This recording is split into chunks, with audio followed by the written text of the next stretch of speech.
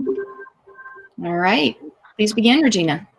Hi, good morning. Welcome to AI and Ethics with Women in Big Data, Salesforce and TIBCO. My name is Regina Carson. I am Women in Big Data US board member and local chapter director. We're going to have fantastic presentations today by Kathy Baxter, Architect Ethical AI Practice Salesforce, and Catalina Herrera, Senior Data Scientist TIBCO. So I wanted to talk a little bit about our speakers and a little more about the agenda. Kathy develops research-informed best practices to educate Salesforce employees, customers, the industry, and so on the development of AI. She's worked at Google, eBay, Oracle in user experience research. She holds an MS, Engineering Psychology, Georgia Institute of Tech. She's a published author. That's something I didn't know, Kathy. Super cool. And you can find her current research at einstein.ai/ethics. She is going to, in today's session, she's going to give an introduction to bias in AI, why an ethical practice is needed, and how to put an ethical practice in place. Catalina Herrera is a senior data scientist at TIBCO. She works with Fortune 100 companies and global technology leaders on digital transformation. She's worked at Centelli Solutions, Texas Alternate Energy Institute, and was a professor of engineering at Columbia University. Sorry, Catalina, my accent wasn't great. And she has a MS in Advanced Electronic Engineering, Texas University. Being a double E myself, I have great regard for anyone that holds an MS because I know how hard that is. She also was recognized as a top 30 in AI achievement in Texas in a March particular poll that was done. See the link. Today, she's going to talk about ethics as it relates to building AI and machine learning models. We hopefully will have time for Q&A at the end of the presentations. We will make a recording available of the session today and Catalina's slides at womeninbigdata.org in about a week. Okay, a little bit about Women in Big Data. Our mission is to champion the success of women in big data careers. And so that can span anything from the business side, the marketing side, the sales side, to data engineers, data scientists, visualization engineers, and so forth. Basically anything touching data, which is obviously has a huge growth trajectory in today's world and a very exciting place to be. The Women in Big Data started out with a group of about 15 women in 2015 who had the idea of how do we grow this community. I joined in 2016 when we were about 1,500 members, and today we're over 16,000 members in 5 continents. The most recent chapter we opened is in Nepal. Welcome, Nepal. Very excited about that. Okay, so here's just a sampling of some of our sponsors and partners. Kathy and Catalina, I'll definitely be following up with you guys about getting your logo on here. But we're very proud of the various entities that have supported our cause here. So the way you can join Women in Big Data is to find a local chapter and meet up at our website, womeninbigdata.org. You can join our LinkedIn group, Women in Big Data Forum. We have a Facebook group. We can be followed on Twitter and Instagram. And we also have a video, which you can, it talks a little bit about the entity. And you can reach that on our website. Okay, so with that, I will be handing this session off to Kathy and Catalina. I do want to give a shout out to Catalina's sister who designed the AI and ethics graphics on my right, which is just totally cool. I love it. Good job. Okay, so with that, I am going to hand this back to Kathy, and thank you all for joining us today. Wonderful. Thank you so much. Is everyone able to hear me? Yes. Yes. Awesome. All right. Just waiting for the slides.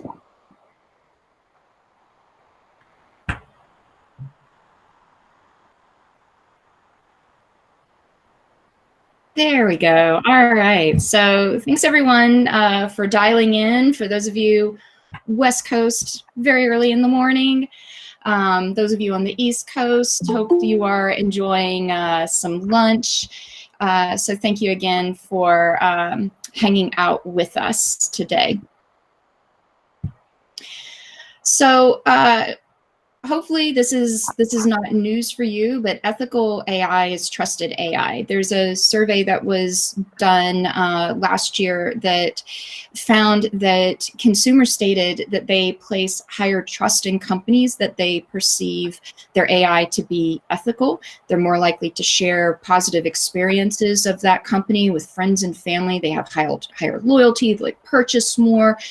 All of these are good things. If you perceive that a company is ethical, it's perceived as trusted, and the results are better for your business and your brand. And yet we still continue to see headlines of harmful bias in AI systems. In fact, 41% of senior executives surveyed in that survey I mentioned just a moment ago stated that they have had to abandon an AI system due to an ethical issue. Obviously, this is not a good thing. Having wasted resources, time, and if it's already been launched out into the world, the result can be damage to your brand, as well as any obvious harm that may have happened in the process of that system. I'll continue admitting folks into the Hangout as we go. So why? Why is this happening? If we know that ethical AI is trusted AI, it's better for your brand, it's better for your bottom line, why do we continue to see these harmful headlines? It's because many companies simply aren't investing in ethical AI practices. In a survey that was done at the end of last year, they found that over 70% of the executives in regulated industries like financial services and healthcare, as well as consulting, say that their companies have adopted AI in the last 3 years. However, of those companies, 74% of them said that they have not put in any measures to manage bias. 31% have not established ethical AI practices at all. Only 16% have a dedicated committee in their organizations to oversee AI use. And 13% said that they identify agents or chatbots as non-human entities. That means the vast majority are trying to pretend that their intelligent agents or chatbots are humans. And that's not cool. So why do ethics matter? Ethics always matters, but I really want to stress that now more than ever, as companies and researchers are developing AI solutions for coronavirus and COVID-19 back to work solutions, it really matters. Our industry cannot return to a move fast and break things mentality. It got us into a terrible societal situation. It has resulted in massive techlash, and we can't use the excuse of being in a pandemic, a new world, as an excuse to turn away from a lot of the good business practices, a lot of the good ethical practices that have been put in place in these last few years. And we also have to remember that we have a responsibility to vulnerable populations. They must be considered in our models and solutions. And too often in healthcare data, it is not representative and it is not unbiased when we come to think about people of color, women, all of the vulnerable populations that these AI systems are going to be making decisions about. And so we really have to ask hard questions. When we see these models, when we see these predictions, we need to dig deep and ask who is being considered, who's part of these conversations, who's going to benefit and who's going to pay. And we also have to fight against this false dichotomy that we must, as a society, choose between privacy and safety. There's huge advances that have been made in privacy preserving AI, and we have to demand that those be used.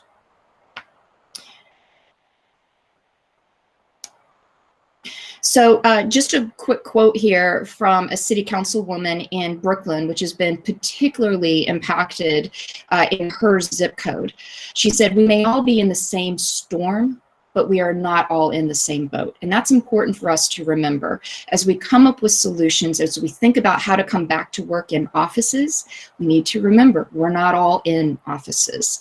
We don't always have the opportunity as a society to work from home. So we need to think about all the different boats in this storm. So what is an ethical AI practice?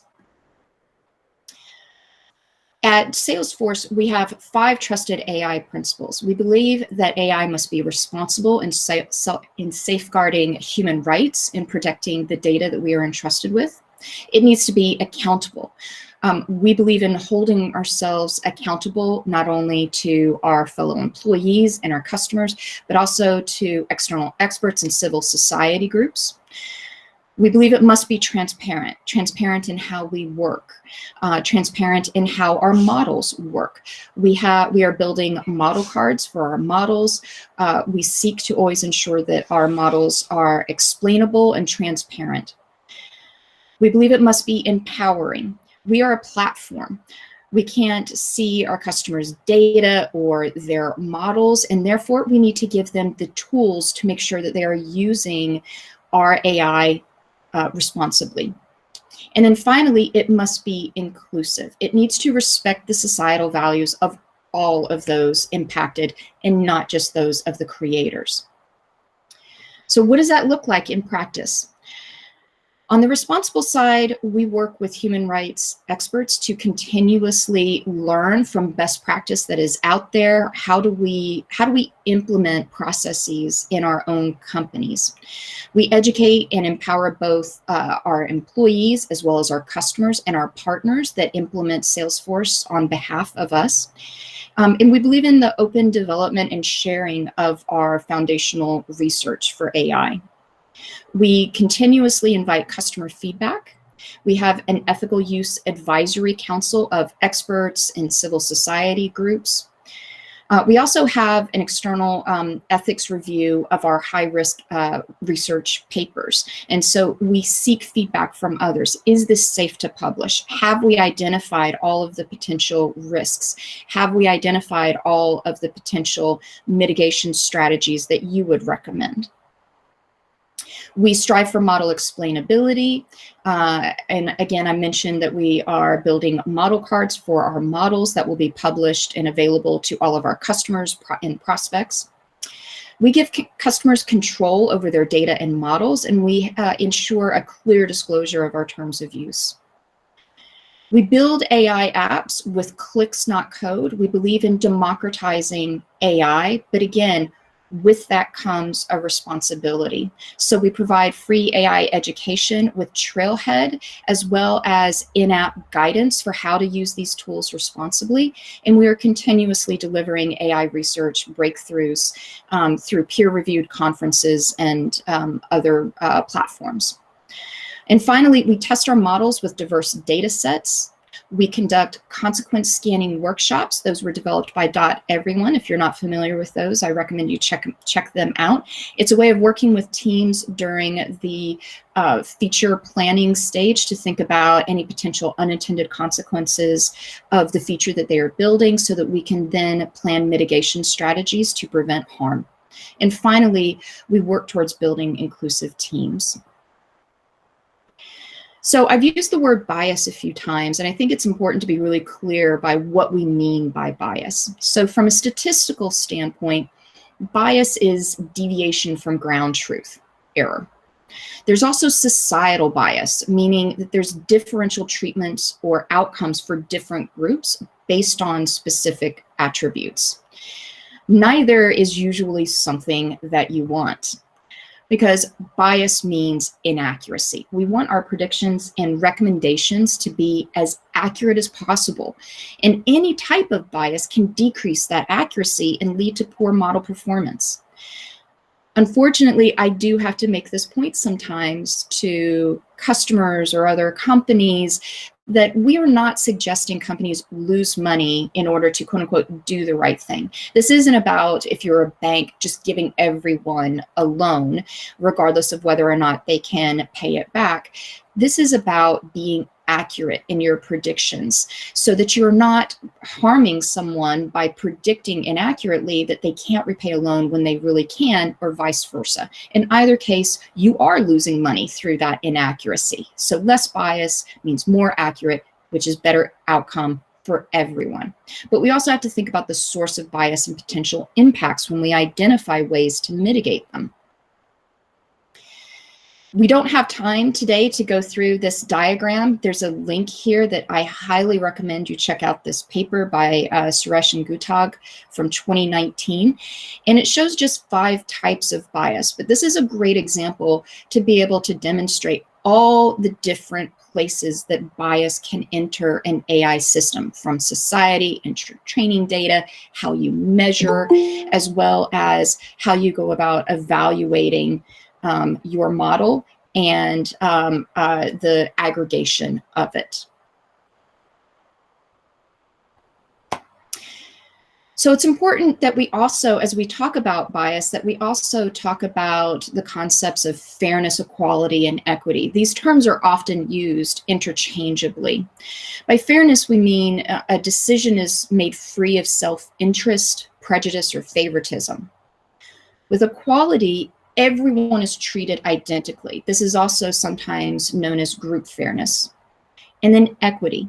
Similar groups are treated similarly. That's also known as individual fairness. I like to demonstrate the difference of these with this little image here. So on the left-hand side, we have Cody, Astro, and Einstein visiting a waterfall. They all have equal access to the waterfall, but only Cody is tall enough to be able to have a beautiful view of it. Whereas on the right-hand side, with a few rocks, Astro and Einstein can get the same view as Cody, and it doesn't harm Cody's experience. There's a quote by Joy Belawame that I think is really important for us to keep in mind. When these systems fail, they fail most the people who are already marginalized and the people who are already vulnerable. So how do we keep everyone in mind? And so I thought I would end by sharing a few lessons that I've learned in building this ethical AI practice. And how we go about trying to keep everyone in mind as we're building our AI tools. The first is the importance of building on your company's values. There are tons of different AI principles out there. Different companies and civil society and NGO groups have identified AI principles. You can't just adopt someone else's principles and try to overlay it onto your company. You first need to take a look at your company's values and build from there, because otherwise it's like trying to insert someone else's culture into your own. It's simply not going to work. So think about, as you're building principles, to then think about how those actually integrate with your company's values. Second, you have to educate and evangelize, but you must make it contextual. In the very beginning, I gave a lot of talks, met with lots of teams, and shared with them examples of harmful AI, and got a lot of great energy and enthusiasm from the audience, a lot of nodding heads, like, wow, yeah, and then nothing. And when I followed up with the teams, the response was that, well, this doesn't really impact me. I'm not building an AI to predict whether or not someone is going to get parole. We're not building AI that is going to decide whether or not child services is going to take a child from the home because the AI predicts that they are at risk of harm. So you have to make it contextual. Especially for people that don't have that background in thinking about ethical use and harm and user research, how to really put themselves into their users' shoes. We have to make it contextual. Demonstrate how your principles or your guidelines really apply to their product or their role. You have to make it super easy for them to get feedback along the way. How are they going to contact you?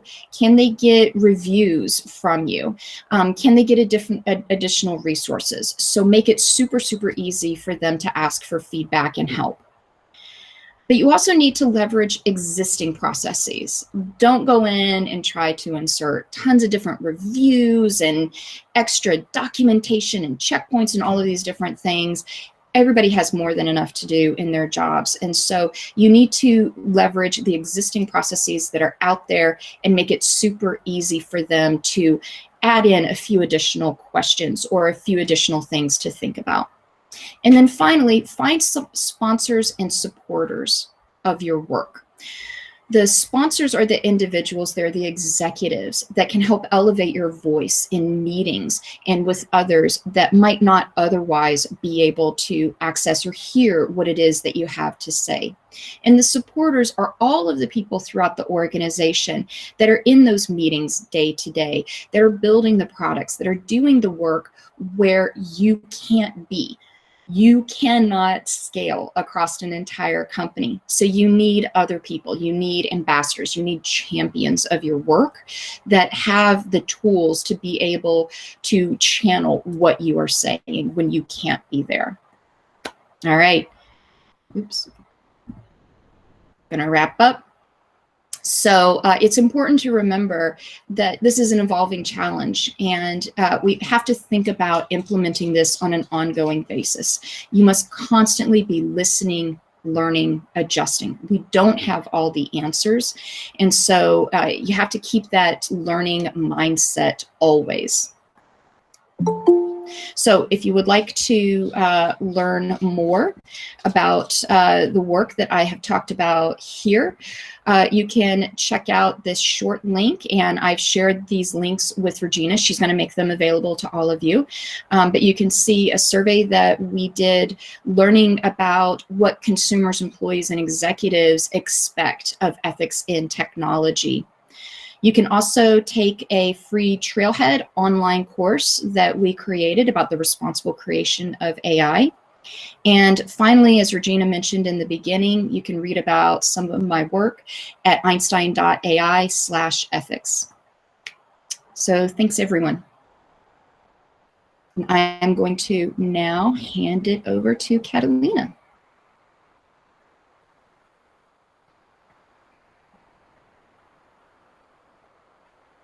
Catalina, are you able to present? All right, there we go. Let's be sure that you can see my screen. 1 second. I can see your screen. Perfect. Okay, well, hello everyone. My name is Catalina Herrera, and today I'm going to talk about the good, the bad, and the human side of AI. So just to put things into perspective, I mean, AI is not a new concept. We have been talking about this for years and years. Alan Turing was already saving millions of lives with applied data science back in the 40s. And if you haven't seen the movie The Imitation Game, I totally recommend that, by the way. So realistically, we have been trying to simulate human intelligence for over 60 years, as it was stipulated by John McCarthy and this team back in 1956 during the Dartmouth conference, right?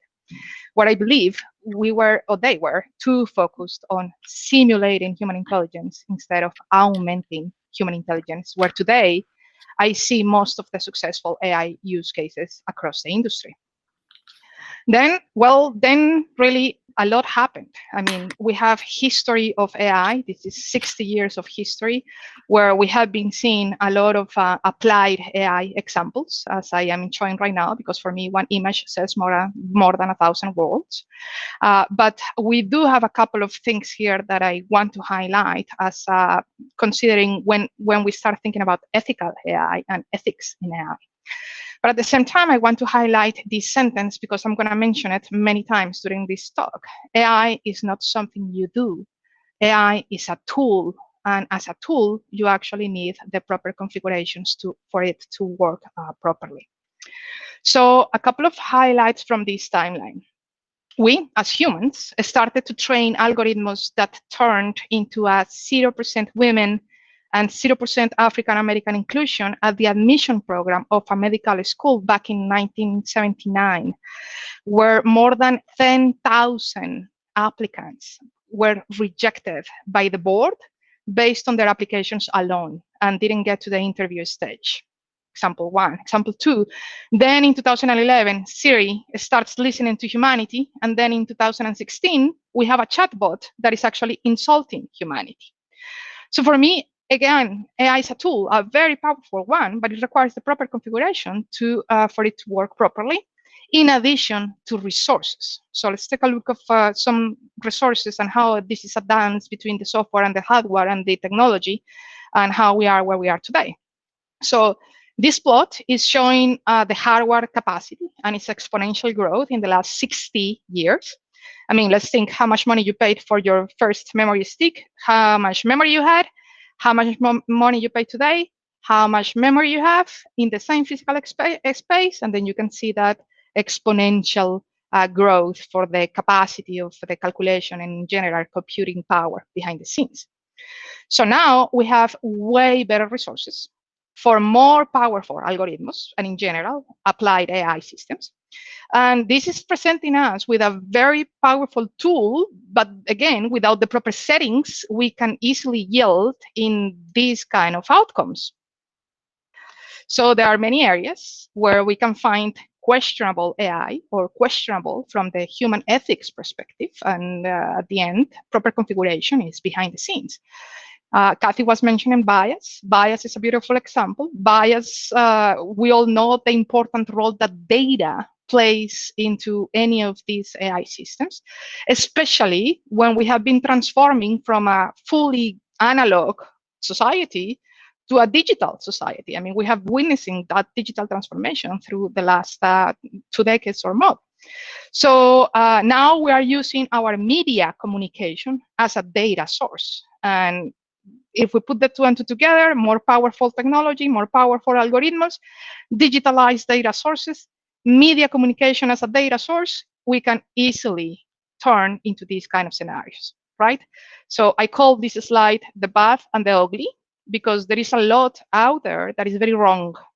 But again, AI is a tool that needs the proper settings. So if you apply NLP techniques after feeding an algorithm with data from tweets during certain presidential campaign, for example, well, I may have a bias outcome similar to what happened to the Microsoft AI chatbot. So if there is no diversity in my data science team or in my engineer team, I may end up with a 0% women, 0% African-American hiring algorithm as it continues to happen through history. We see it again and again. So this slide is an example of how we are digitalizing our social issues. Why? Because artificial intelligence still requires the real intelligence for it to be optimal. So what does this mean?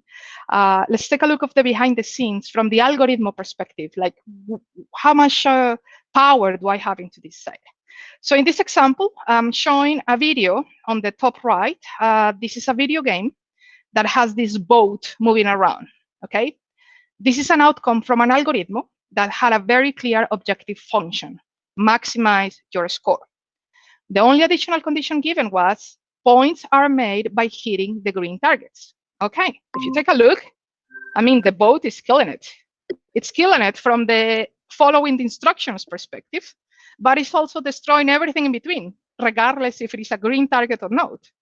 So the invitation here is let's think, perhaps, if you as a human are targeted with the same mission, maybe, perhaps you will avoid running into people or other boats or everything around you to accomplish the same objective, right? Imagine a similar scenario with self-driving cars and so on. So there is a lot that we as humans can do behind the scenes to ensure maximization of application of artificial intelligence. So it still requires real intelligence behind the scenes, and we can make smart machines, but people need to teach the machines how to learn. So we definitely have very good examples on the good things that we can accomplish with optimal settings on AI as a tool. Let's take a look at some examples. I mean, we're not going to just say ugly and bad, because there is a lot good out there as well. So in this slide, is more like an invitation for us to rethink the way that you use one of the most important assets that you have, for me, data, right? Because yes, we have seen the bad and the ugly, but I have also seen the good and the useful, with multiple use cases across the industry where I see this pattern again and again. Collectively, we are more intelligent. So for example, we are all going through a very unique situation right now with this COVID-19 pandemic. And now more than ever, we need to rely on data and predictive models and data science and statistics to make the best possible decisions we can make. So as you can imagine, this is a highly collaborative project with heavy-duty stats behind the scenes that is being consumed by multiple people around the world. Why? Because it is augmenting our intelligence. It is providing an algorithm behind a button that is helping a non-technical user to make an educating decision with an example of empowering a team, right? Empowering a team with applied AI.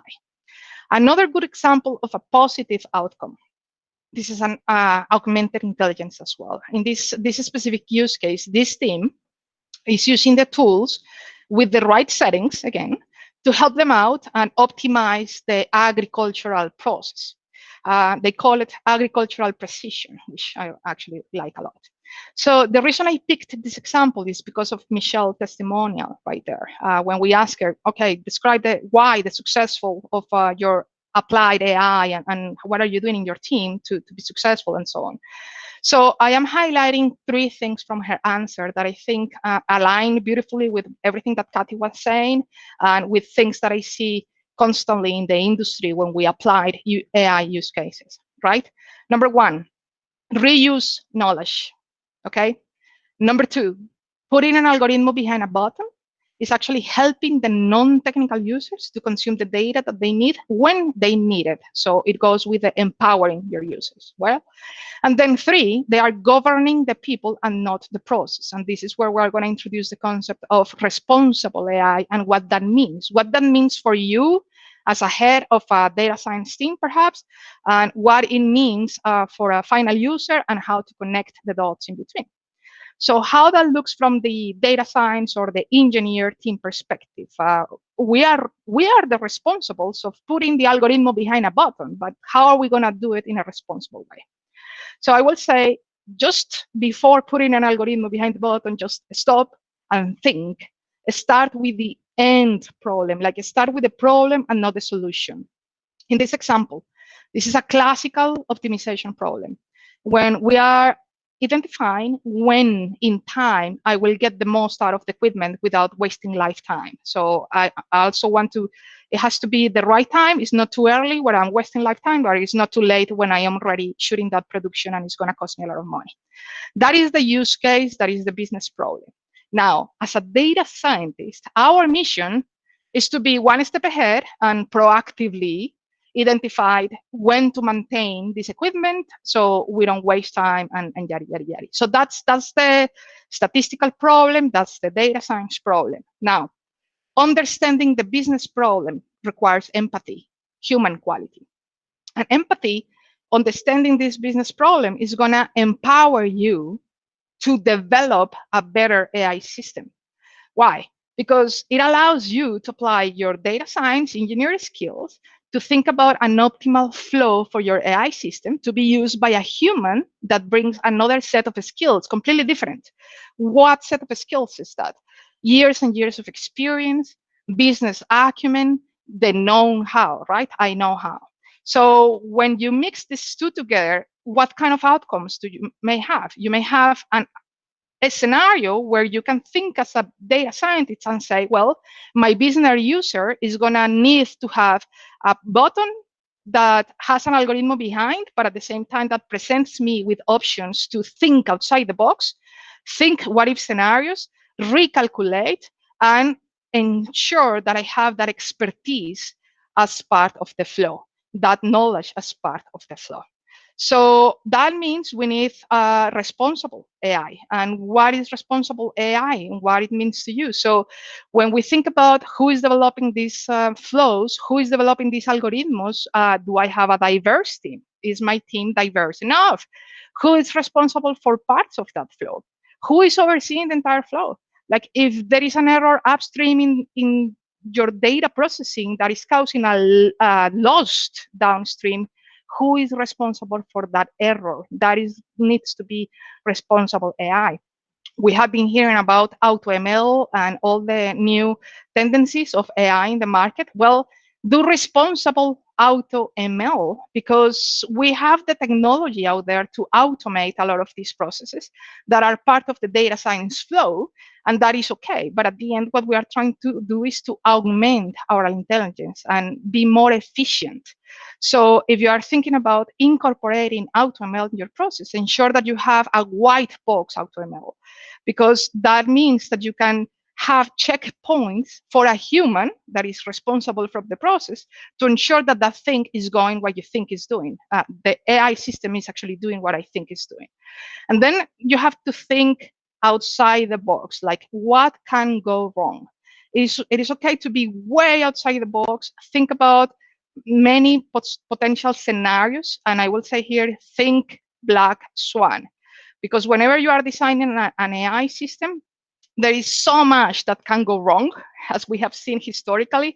There is you need to be responsible about it, and you need to be aware that many extreme change can happen. And if you haven't seen the series Black Mirror that is from Netflix, I totally recommend it, by the way. So collectively, we are more intelligent. And what that means is that realistically, the amount of people's knowledge, expertise, wisdom behind the scenes of these pretty pictures is tremendous. But also when you are putting together all these data sources into one live dashboard with AI that has been configured responsibly, then it becomes a very powerful tool. The more insights you have, the better decisions you can make. And this is empowering people to make decisions when it matters. So how can we, as the guys behind the scenes buttons, as the guys that are overseeing how we can maximize the use of AI and how to bring it into our business in the most responsible way, can have highlights of this talk so far, how we can do it, not the how. And I'm completely aligned with Kathy, democratize AI, have a purpose in mind, start with the end goal in mind, but tell everyone what that goal is. You cannot just start with the end goal in mind that is in your head without communicating that goal to everybody around, because when everybody knows where you are pointing to, it's easier to have that synergy and moving, everybody pointing to the same direction. Besides, naturally, that is going to empower your team. So empower people, empower your team to make the decisions outside the C-suite. Like this has to go across your organization. The more I know, the more information I have, the better educated decisions I can make. Continuously improving. This is a flow that has to be continuously improving. You have to measure pretty much everything, but measure what matters. Measure everything that is going to allow you to ensure that whatever you think is happening in the flow is actually happening in the flow. So have security checks, ensure that you have a responsible person that is overseeing the flow, and you know that that thing is doing what you think it's doing. And this is going to be a natural way to scale knowledge, because how do you ensure your organization has access to this expertise, years and years of experience, business acumen, and all of that you can reuse that knowledge as part of this flow.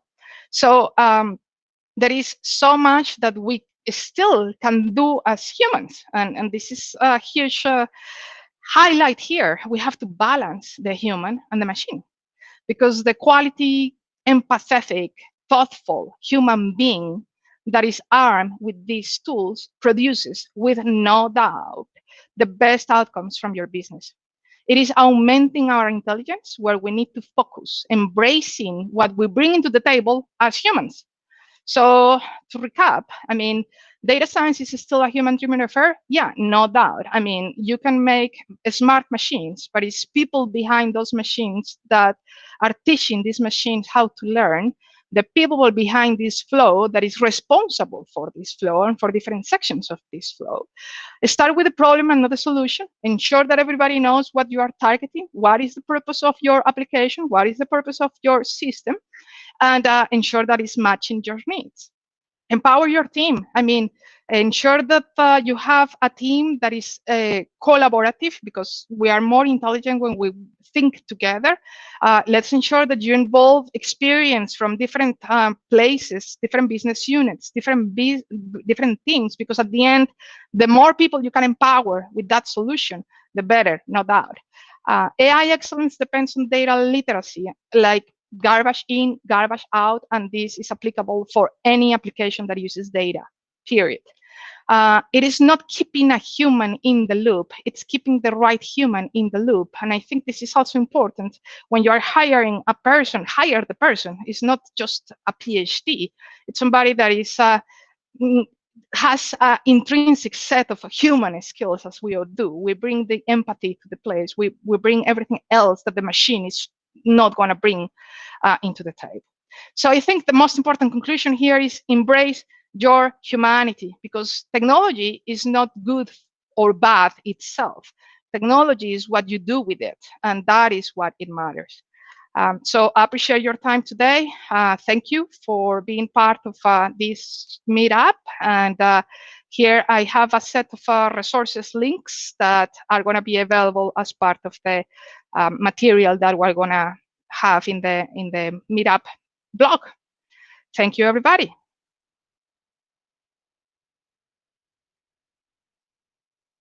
Okay, thank you so much, Catalina and Kathy. So we've got about 15 minutes left. And so go ahead. I think probably the easiest way to organize this is to put your questions in the chat, and then Catalina and Kathy can illuminate you accordingly. And then I just wanted to remind everybody again that I will be posting this recording and Catalina's slides on womeninbigdata.org in roughly about a week. It takes a week for me to kind of get everything organized. This is Regina talking. Okay, so questions, please. Fantastic presentations, by the way, Kathy and Catalina. Really, really appreciate you taking the time to spend time with the community today. And I think if people want to unmute themselves rather than typing into the chat window, that's probably quicker. Oh, okay. You're the boss.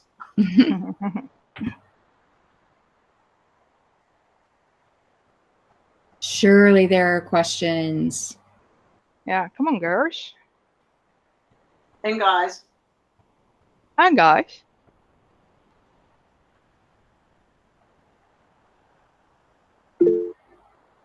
No, cannot hear you. Can't hear you, sweetheart.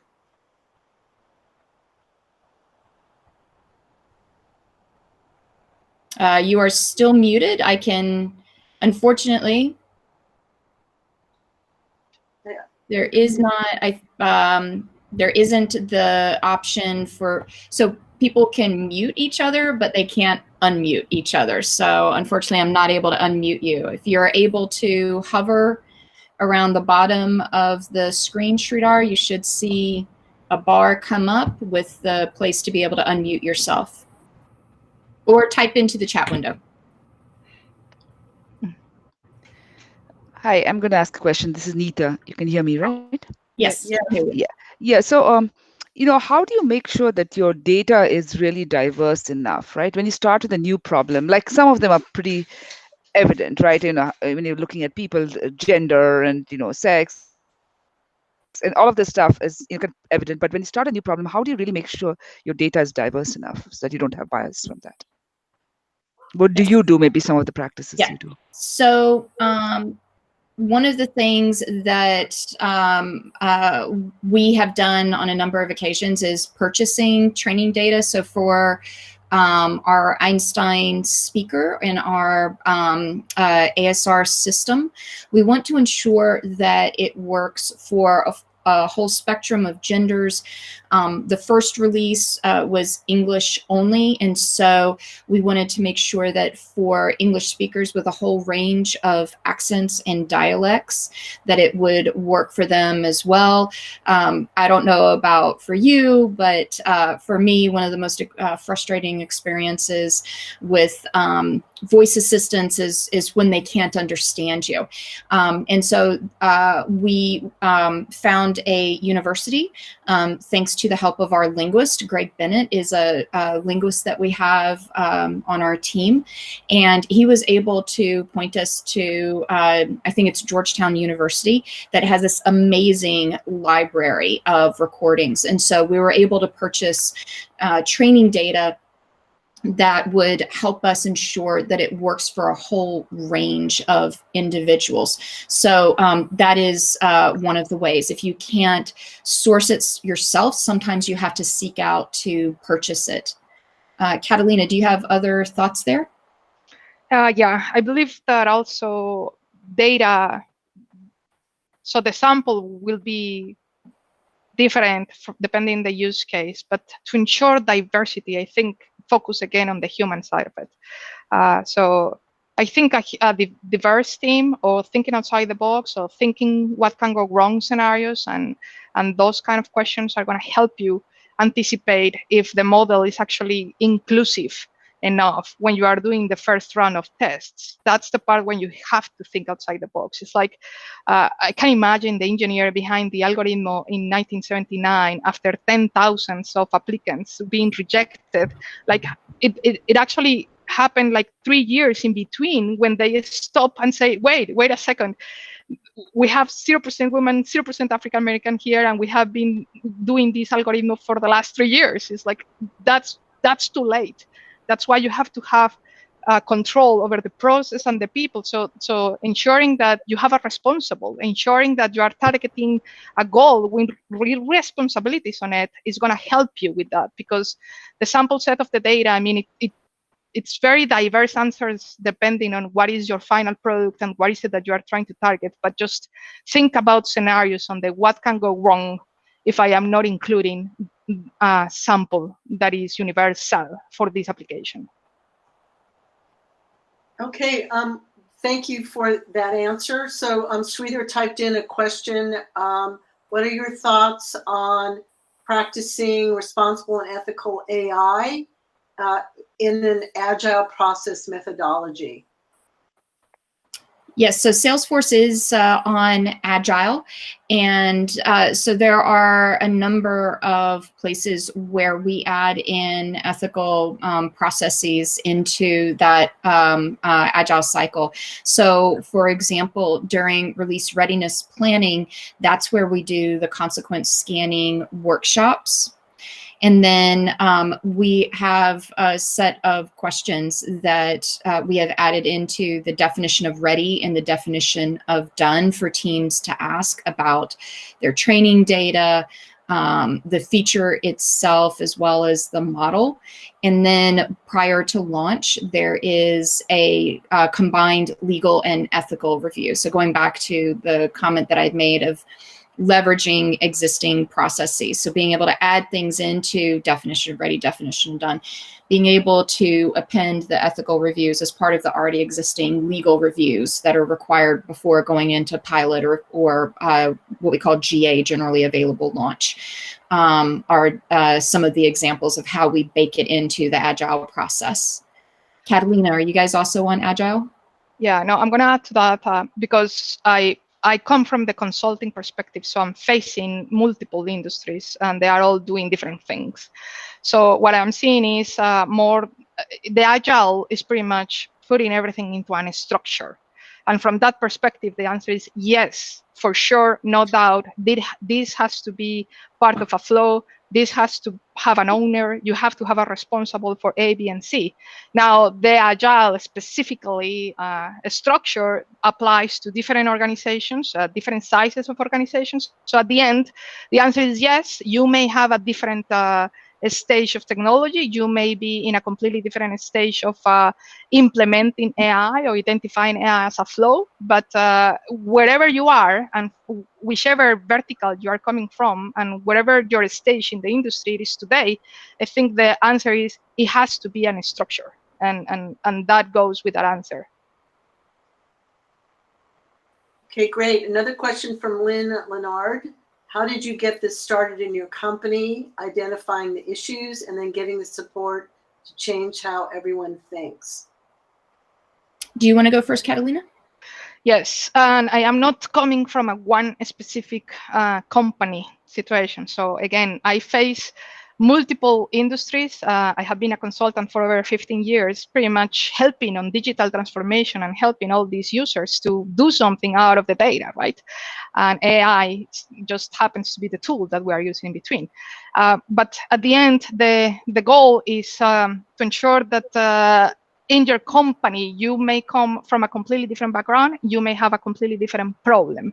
So identifying the issues is sit down with your team and identify where the flow is today, identify what are the main use cases that you would like to accomplish with these kind of tools, identify if you have the proper resources, and just put a structure behind it. And that goes as a general answer, regardless of what is your industry or what is the size of your company today. Kathy, you may have a very specific answer to that coming from your own position. Yes, so my background, I've spent the first 20 years in user experience research, and I joined Salesforce in October of 2015. End of 2016, our CEO and founder, Mark Benioff, announced that we were going to become an AI company. And so as I started working on AI features, I became concerned about how do we ensure what we are building is responsible and ethical, and just started doing research in that area. And that ended up taking up more and more of my time, to the point that I was doing the equivalent of 2 jobs. And so summer of 2018, I wrote up a job description for this role and pitched it to our chief scientist. I thought it made sense for this role to belong in the research science team with the group that builds many of the models that fuel our AI platform. So I pitched the role to him and he agreed, and he pitched it to Mark Benioff and Mark Benioff agreed, and 6 days later I was on the team. Okay. Any final questions? Yeah, final questions and great answers, ladies. Thank you.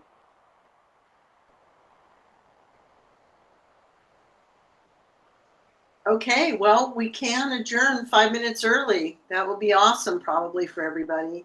So thank you again, Kathy and Catalina, for fantastic, informative presentations. And I will look forward to more of the same. And again, we'll be posting all of this information on womeninbigdata.org in roughly about a week. So everyone have a great day. Thank you, everyone. Thank you, everyone.